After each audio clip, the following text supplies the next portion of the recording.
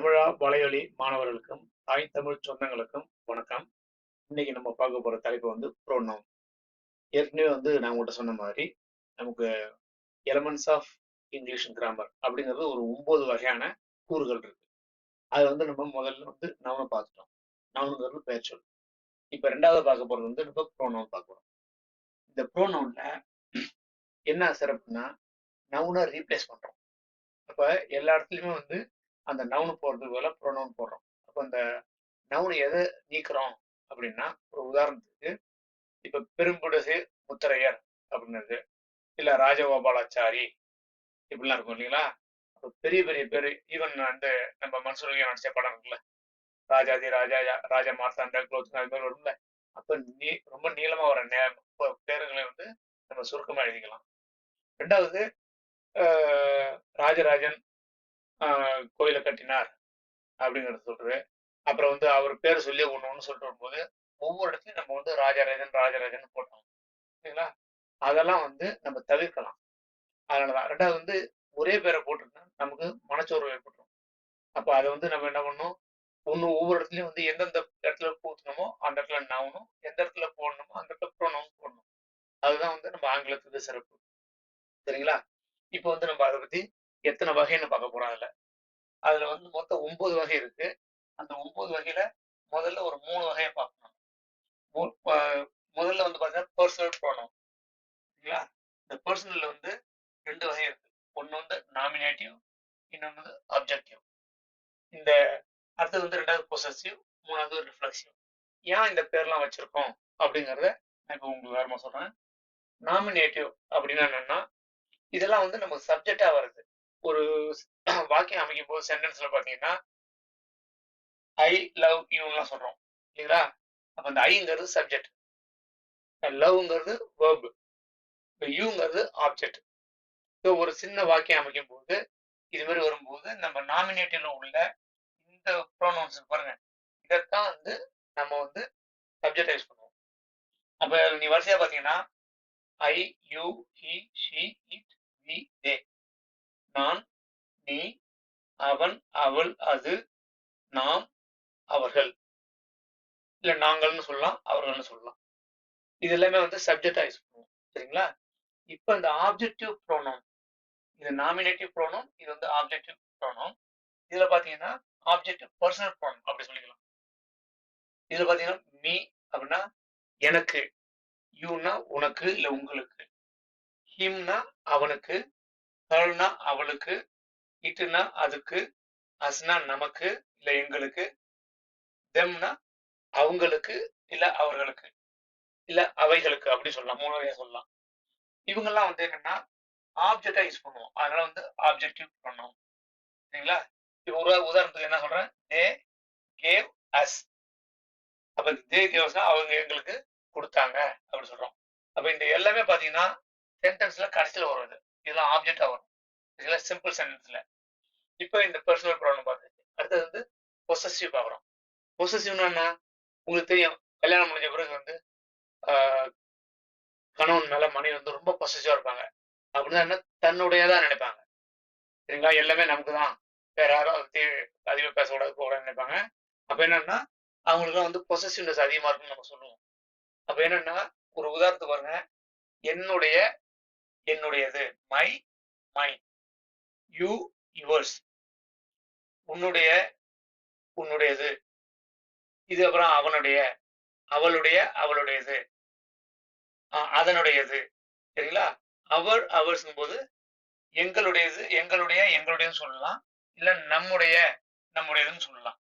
தேர், தேர்ஸ்ங்கிறதுக்கும் உங்களுக்கு அவர்களுடைய, அவர்களுடையது அப்படின்னு சொல்றதுக்கு இங்க சொல்றோம். இது எல்லாமே பார்த்தா உடைய, உடைய, உடையன்னு வருது எல்லாமே பொசசிவ்.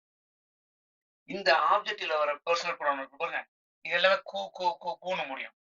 எனக்கு, உனக்கு, அவனுக்கு, அவளுக்கு, அதுக்கு, எங்களுக்கு, அவர்களுக்குன்னு பேசுறோம் இல்லைங்களா? இப்ப அடுத்தது 3வது வகை என்னன்னா ரிஃப்ளெக்சிவ்.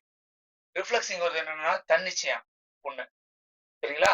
அப்ப நமக்குள்ளே நம்ம பண்ணிக்கிறது, வேற யாரும் நமக்கு செய்யணும்னு அவசியம் இல்லை.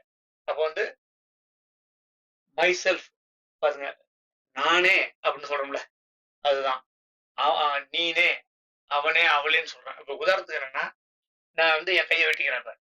திடீர்னா I cut my fingers myself அப்படின்னு சொல்றது அந்த கடைசியில வர ஆப்ஜெக்ட்னு சொல்லுவோம்ல, அது வந்து என்னன்னா இந்த ஐக்கே வந்து பொருந்தும். இங்க வந்து ரிஃப்ளெக்ஸ் ஆன் தி ப்ரோனவுன். இந்த நாமினேட்டிவ் பர்சனல் ப்ரோனவுன் பாருங்க இதுல செட் ஆகும். அதனால வந்து அது எல்லாமே ரிஃப்ளெக்ஸ்னு சொல்றோம். அப்புறம் வந்து ஹி ரெட் ஹிம்செல்ஃப், அவனே படிச்சான் அப்படின்னு சொல்றது. இது பார்த்தோம்னா எல்லாத்தையும் நானே பண்ணப்பா அப்படின்னு சொல்றது இருக்கு. அப்ப என்னன்னா அதுல வந்து நம்ம வந்து எம்பசைஸ் பண்ணி அதுல சொல்றதும் அடுத்தது வரும். சரிங்களா? இப்ப இந்த 3 வகையை மட்டும் பார்ப்போம். அடுத்தது வந்து பின்னாடி வந்து இன்னொரு 6 வகை இருக்கு. அது என்னன்னு ஒண்ணா பார்ப்போம். இதுல இன்னொரு விஷயம் சொல்றது மறந்துட்டேன். இப்ப இந்த மை, மைன், இந்த யூ, யுவர்ஸ்லாம் வருதுல்ல, இது எங்க வந்து நம்ம வந்து வாக்கியத்துல யூஸ் பண்ண முடியும்? சென்டென்ஸ் ஃபார்ம் பண்ணும்போதுன்னா, ஒரு உதாரணத்துக்கு பார்த்தோம்னா, this is my white board marker அப்படின்னு சொல்றோம். இன்னொரு வகை சொன்னா, திஸ் இஸ் மைன், இது என்னுடையது அப்படிங்கிறதும், என்னுடைய மார்க்கர்னு சொல்றதும் உங்களுக்கு வித்தியாசம் புரிஞ்சுன்னு நினைக்கிறேன். அப்ப அதே மாதிரி தான் நீங்க எல்லாத்துக்கும் யூஸ் பண்ணணும். இதை பயன்படுத்திங்கன்னா உங்களுக்கு எளிமையா இருக்கும். ஏன்னா இது வந்து இந்த ஆங்கிலத்தை மட்டும் நல்லா பாருங்க. இந்த நாமினேட்டிவ் ஆப்ஜெக்டிவ் ப்ரோனவுன் பாருங்க, யூக்கு மட்டும் ரெண்டுக்குமே இதுதான் வரும். என்னன்னா நீயா இருந்தாலும் யூ தான் சொல்லுவோம், நீங்களா இருந்தாலும் யூ தான் சொல்லுவோம். ஏன்னா ஆங்கிலத்தை வந்து சில இடத்துல வந்து ஒரு அந்த அளவுக்கு அறிவு புலமை இல்லாத லாங்குவேஜ் அது, மொழி தான் அது. ஏன்னா அது வந்து மரியாதைக்கும் மரியாதை கொடுக்காததுக்கும் வித்தியாசம் தெரியாது. எப்படி நம்ம அங்கிள்னு சொல்லும்போது பெரியப்பாவுக்கு அங்கிள் சொல்லலாம், சித்தப்பாவுக்கு அங்கிள் சொல்லலாம், மாமாவுக்கு அங்கிள் சொல்லலாம். சரிங்களா? ஆனா நம்ம தமிழ்ல வந்து ஒண்ணுக்கு ஒரு வார்த்தை இருக்கு. ஸோ அது மாதிரி உள்ளதான் இது. இப்போ வந்து 3 வகை பார்த்தோம் இல்லையா? இப்போ அதுல வந்து மீதி வந்து ஒரு 6 இன்னும் இருக்கு. அதுல என்னன்னா இன்டென்சிவ் ஆர் எம்ஃபேட்டிக் ப்ரோனவுன், அது வந்து டெமான்ஸ்ட்ரேட்டிவ் ப்ரோனவுன், அப்புறம் interrogative pronoun, relative pronoun, indefinite pronoun, reciprocal pronoun. உதாரணத்துக்கு இந்த இன்டென்சிவ் அல்லது எம்ஃபேட்டிக். எம்ஃபேட்டிக்னா எம்பசைஸ் கொடுக்குறது. எம்பசைஸ்னா முக்கியத்துவம் கொடுக்குறது. அதுல வந்து ஒரு உதாரணத்துக்கு யுவர் செல்ஃப்னு போட்டிருக்கேன். இப்போ நான் எடுத்துக்கிறேன், I my self cook biryani அப்படின்னா பிரியாணியை நானே பண்ணினேன் அப்படின்னு சொல்லி அந்த ஐ மை செல்ஃப், அந்த செல்ஃப்ங்கிறது இந்த சப்ஜெக்ட் ஐ இருக்குல்ல அது பக்கத்துலேயே வந்துடும். ஸோ இது என்னன்னா எம்பசைஸ் பண்ணி பண்றதால அது இன்டென்சிவ், அதுக்கு என்ன அழுத்தம் கொடுக்குறோம் அந்த சப்ஜெக்ட். அதனால அந்த ப்ரோனவுன் நாங்கள் போட்டு சொல்றோம். சரிங்களா? I my self cook biryani சொல்ற மாதிரி he himself studied or he himself cut the tree அப்படிலாம் சொல்றோம். இது வந்து இன்டென்சிவ் ஆர் எம்ஃபேட்டிக். இந்த எம்ஃபேட்டிக் வார்த்தை எம்பசிஸ்ன்னு வச்சுக்க உங்களுக்கு ஞாபகம் இருக்காது. அடுத்தது டெமான்ஸ்ட்ரேட்டிவ்.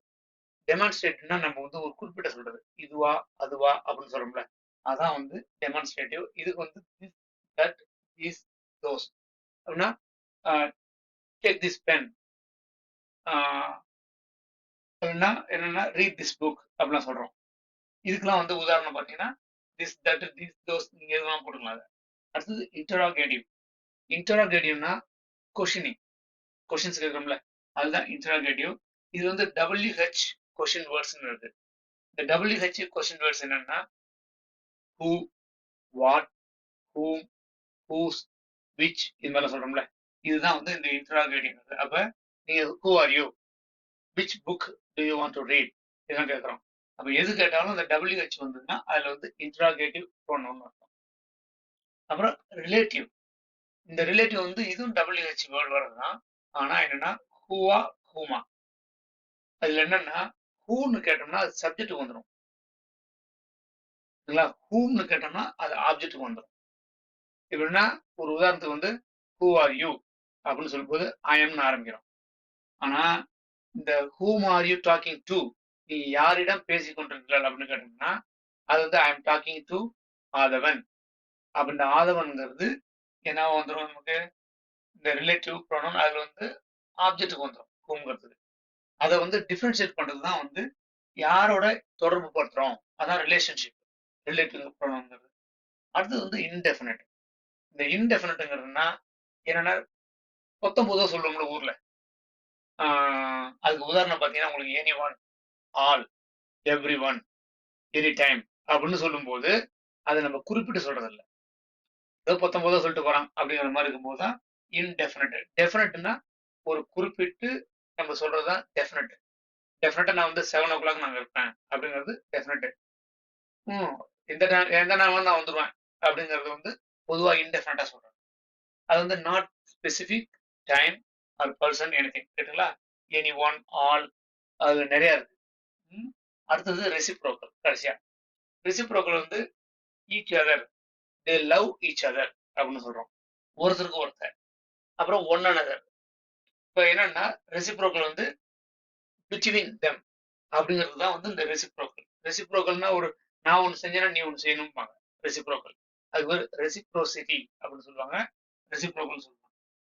இப்ப இந்த எம்பசிஸ் பண்றோம்ல, எம்பாட்டிக் ப்ரோனவுன், அதுக்கும் ரிஃப்ளெக்சிவ் ப்ரோனவுன் சொன்ன பாருங்க, அதுக்கும் கொஞ்சம் வித்தியாசம். என்னன்னா ரிஃப்ளெக்சிவ் ப்ரோனவுன்ங்கிறது I cut, I hurt myself, I cut my fingers myself. இப்ப என்னன்னா அந்த மை செல்ஃப்ங்கிறது எனக்கே திரும்ப பொருந்தும். அதுதான் வந்து reflex on me, reflect on me, reflex சொல்றோம். சரிங்களா? இங்க வந்து என்ன எம்பசிஸ் கொடுக்கறது. அதை நானே பண்ணினேன், நானே பிரியாணி சமைச்சேன், நானே இந்த புக்கை படிச்சேன் அப்படிங்கிறதுக்கு சொல்றதுக்கு காரணம் வந்து இது எம்பசிஸ். ஸோ வேர்ட்ஸ் ஒன்று தான், ஆனா சொல்ற விதம் இருக்கு பாருங்க, அந்த இடத்துல வந்து சுச்சுவேஷனை பொறுத்து மாறும். இவ்வளவுதான். சரி, இப்ப இது வரைக்கும் நம்ம வந்து ப்ரோனவுன் வந்து கிளியரா பார்த்தோம். 9 வகையை பார்த்துருக்கோம். சரிங்களா? நம்மளுடைய வகுப்பு உங்களுக்கு பிடிச்சிருந்ததுன்னா மற்ற மாணவர்களுக்கும் போய் சொல்லுங்க, பெற்றோர்களுக்கு சொல்லுங்க, உறவினருக்கு சொல்லுங்க. சொல்லி நிறைய பேர்த்த வந்து சப்ஸ்கிரைப் பண்ண சொல்லி அவங்களும் வந்து கத்துக்கிட்டோம். நம்மளுடைய திட்டம் என்னன்னா, கிராமத்துல உள்ள குழந்தைங்க யாருமே வந்து ஆங்கிலம் ஒரு சுமைன்னு நினைக்க கூடாது. ஆங்கிலம் ஒரு மொழிதான் நமக்கு, மீடியம் ஆஃப் கம்யூனிகேஷன். சரிங்களா? ஆனா அதுல வந்து நம்ம குழந்தைங்க வந்து ரொம்ப கஷ்டப்பட்டு அது மன உளைச்சலுக்கு ஆளாக கூடாதுன்னு தான் நம்ம இந்த வலைவலியை ஆரம்பிச்சிருக்கோம். அதனால சப்ஸ்கிரைப் பண்ணி நல்லா படிங்க. முக்கியமா இதுல கடைசியில வந்து ஒரு ஹோம்ஒர்க் கொடுப்பேன். அந்த ஹோம்ஒர்க் வந்து நீங்க முடிச்சுட்டு நடுவுல வந்து பாஸ் கொடுக்கணும். பாஸ் பண்ணீங்கன்னா ஆன்சர் வராது. சரிங்களா? அப்புறம் நீங்களே ஹோம்ஒர்க் முடிச்சுட்டு அது திரும்ப கிளிக் பண்ணீங்கன்னா, பாஸ் பட்டன் எடுத்தீங்கன்னா உங்களுக்கு ஆன்சர் வந்துரும். அப்ப நீங்களே வந்து செல்ஃப் கிராஸ் செக் பண்ணிக்கலாம். அப்போ வந்து எந்த அளவுக்கு நம்ம வந்து படிச்சிருக்கோம், புரிஞ்சிருக்கோங்கிறது உங்களுக்கு அருமையா தெரியும். இந்த வீட்டு பாடம் கொடுக்கறது வந்து நல்லது. என்ன காரணம்னா, நம்ம பெரும்பாலும் யூடியூப்ல வர சேனல்ல வந்து பாத்தீங்கன்னா, வீட்டு பாடம் கொடுக்க மாட்டாங்க. இது கொடுக்கறதுக்கு காரணம் நம்ம வந்து பாடத்திட்டமே ஆரம்பிச்சிருக்கோம். அதனால ஒருவேளை நம்மளுடைய பாடத்திட்டங்கள் முதல்ல படிக்கலன்னா, அறிமுகம் கொடுத்துருக்கோம், இன்ட்ரோடக்ஷன். அதுலேருந்து முடிச்சுட்டு அடுத்தது வந்து எலமெண்ட்ஸ் ஆஃப் இங்கிலீஷ் கிராமர் எடுத்திருக்கோம். அதுக்கு அடுத்தது நவுனை பத்தி பேசியிருக்கோம். சரிங்களா? இதை எல்லாத்தையும் பார்த்துட்டு அடுத்த ப்ரோனவுன் வாங்க. நம்ம அடுத்த வகுப்புல வந்து வேர்ப்ஸை பத்தி பார்க்க போறோம். வேர்ப் எப்படி இருக்கு, வேர்ப்ல என்னென்ன வகை இருக்கு, உலகத்திலே வேர்ப் தான் அதிகமானது, அதை பத்தி நிறைய பேசும். மிக்க நன்றி.